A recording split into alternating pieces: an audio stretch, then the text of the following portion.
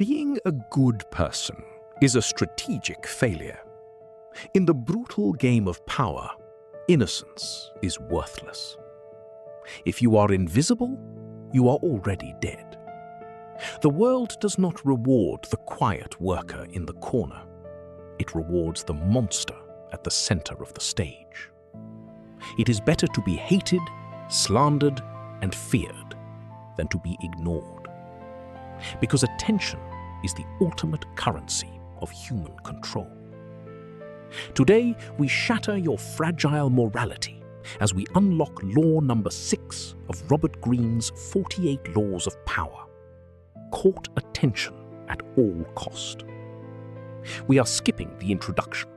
We are going straight to a shocking historical execution that proves why a calculated scandal is worth more than a lifetime of honesty. If nobody knows who you are, you don't exist. Let's begin. Let us look at the dark history of American innovation. In the late 19th century, Thomas Edison was locked in a brutal war against Nikola Tesla. Tesla had invented alternating current, which was vastly superior to Edison's system. Edison knew he was losing the scientific battle, so he stopped trying to be a better engineer. Instead, he decided to manufacture a horrific public spectacle. Edison began holding outdoor exhibitions in front of large crowds and journalists. He kidnapped stray dogs, cats, and even cattle from the streets. Then, in front of a horrified audience, he used Tesla's alternating current to brutally electrocute the animals to death on stage. He created a massive, terrifying scandal. He wanted the public to associate Tesla's name with danger and death. The truth didn't matter to Edison. He understood that in the arena of human psychology, everything is judged by its appearance. By placing himself at the center of a bloody media circus, he forced the entire nation to obsess over his narrative. He didn't win by logic. He won by commanding the crowd's attention through pure, calculated shock. Now look at the master who turned controversy into pure wealth, P.T. Barnum.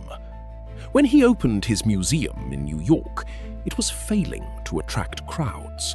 He didn't waste money on standard marketing. Instead, he hired a man to write anonymous, furious letters to the local newspapers, calling Barnum's own exhibition a fraud, a scam, and an insult to public morality. The trap worked perfectly. The local citizens grew so angry and curious about this scandalous museum that they formed massive lines outside just to see it for themselves. They wanted to see the evil monster they read about in the papers. Barnum understood that an attack on your character is a golden opportunity. Slander, hatred, and rumors are not your enemies. They are free advertisements. If people are arguing about you, they are thinking about you. The moment you step into the shadows to explain or defend yourself, you become boring. But as long as you feed the flame of public outrage, you hold the ultimate leverage over the minds of the masses.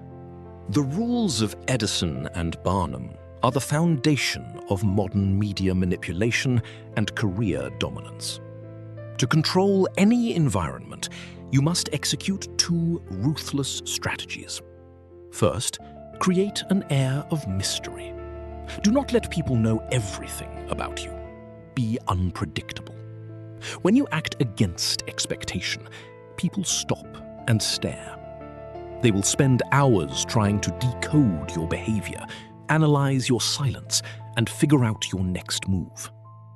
The moment you become transparent, you become disposable. Mystery builds a psychological magnetism that forces people to obsess over your presence.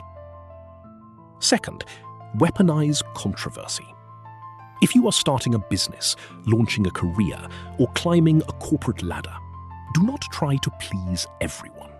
Neutrality is invisible. Create a sharp line in the sand. Express bold opinions that trigger debate. Let your rivals attack you, because their anger will elevate your name above the noise. In the brutal economy of human attention, it is always better to be controversial than to be liked. Scandal sparks curiosity, and curiosity always leads to power. In the savage economy of human power, visibility is everything. If you are hidden, you are powerless, regardless of your talent, intelligence, or morality. You must command the stage, control the narrative, and force the world to look at you, even if they look with hatred. You now know how to engineer a public spectacle, weaponize controversy, and build an air of untouchable mystery. But once you have every eye in the room locked on you, how do you handle the actual work? How do you exploit the energy of others to build your own empire while you take all the credit? In the next video, we are stripping away the last pieces of your illusion as we analyze law number 7. Get others to do the work for you, but always take the credit. We will expose the darkest parasitic strategies of history's greatest leaders and how to make people bleed for your success while you reap the rewards. Subscribe now, or remain a pawn in someone else's game.